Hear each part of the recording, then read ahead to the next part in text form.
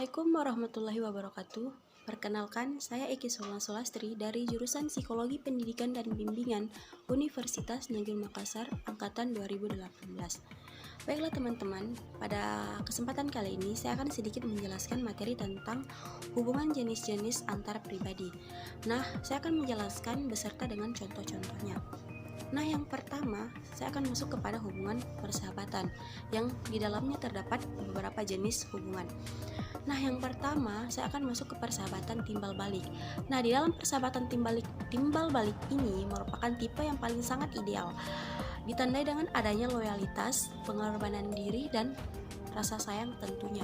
Contohnya, saya mempunyai sahabat yang rela meluangkan waktunya.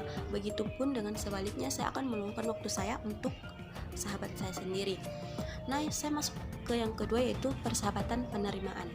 Nah, dalam persahabatan ini ada yang menerima dan ada yang memberi.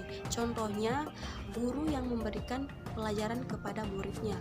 Nah, muridnya ini dia yang menerima, dan sedangkan gurunya sendiri yang memberikan kepada siswa-siswanya pelajaran-pelajaran. Yang ketiga yaitu ada asosiasi. Nah, dalam persahabatan asosiasi ini sifatnya hanya sementara. Misalnya hubungan kita dengan tetangga-tetangga kita, rekan kerja kita, teman sekelas kita. Nah, kita masuk ke hubungan yang kedua, yaitu hubungan cinta. Hubungan cinta ini terdapat beberapa jenis juga di dalamnya. Nah, yang pertama kita masuk ke dalam cinta eros. Jenis cinta ini fokus kepada kecantikan dan fisik seseorang. Misalkan seseorang perempuan yang jatuh cinta kepada seorang laki-laki. Nah, perempuan ini fokus untuk mempercantik dirinya, memperindah bodinya hanya untuk menarik perhatian dari laki-laki tersebut agar si laki-laki tersebut tertarik kepada perempuan. Nah, yang kedua kita masuk ke ludus. Ludus ini sendiri menempatkan cinta sebagai permainan yang menyenangkan, bukan untuk disikapi secara serius, melainkan hanya untuk memuaskan hawa nafsunya sendiri. Contohnya, laki-laki yang jatuh cinta kepada perempuan, tetapi laki-laki tersebut tidak berniat untuk menseriusi perempuan tersebut, tetapi dia hanya untuk memuaskan hawa nafsunya saja.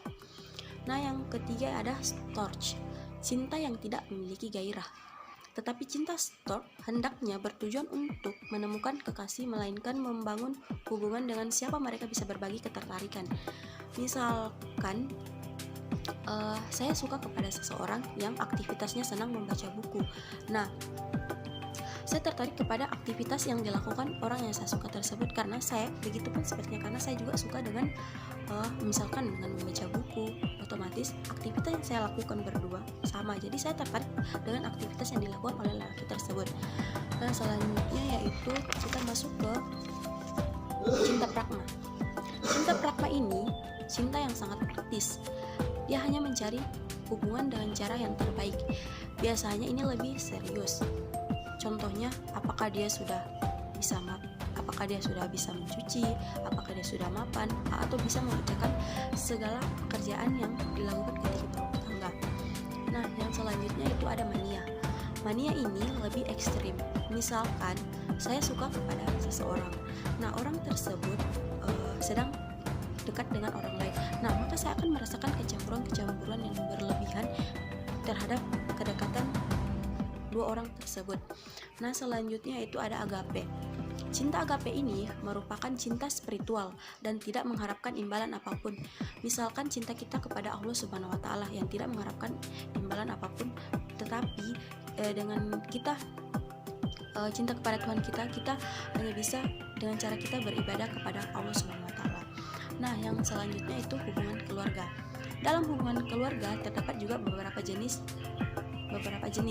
Yang pertama ada consensual familias. Nah, hubungan ini memiliki konformitas dan perbincangan yang tinggi. Keluarga yang mendorong komunikasi terbuka, yang artinya terdapat persetujuan di dalamnya. Kemudian ada cinta protektif familias. Ini memiliki konformitas, namun perbincangan di dalamnya itu ada kecocokan. Nah, yang ketiga pluralistic familias. Pluralistic families ini memiliki konformitas yang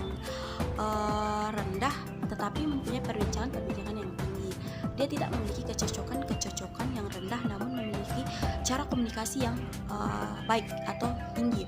Nah, yang keempat itu ada Lysis Fire Families, keluarga yang menghindari interaksi komunikasi dan menjaga privasi dari pelaku. Misalkan, lakukan saja apa yang ingin kamu lakukan. Lakukan saja apa yang ingin kamu lakukan. Nah, yang keempat kita melangkah ke hubungan kerja. Hubungan ini juga terdapat beberapa jenis di dalamnya. Yang pertama, kita masuk ke lateral communication atau penyampaian pesan. Misalkan, kita menyampaikan sesuatu hal dari manajer ke staf-staf lain. Yang kedua, kita ke upward communication. Misalkan disampaikan dari level bawah ke level yang tinggi. Misalkan ini berupa penyampaian ide-ide dari staf-staf bawahan ke atasan. Nah, yang ketiga, kita masuk ke downward communication. Ini disampaikan dari level yang tinggi ke level yang bawah.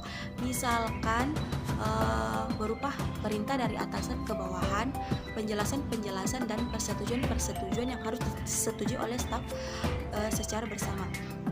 Nah, selanjutnya yaitu ada graphene message. Jadi komunikasi yang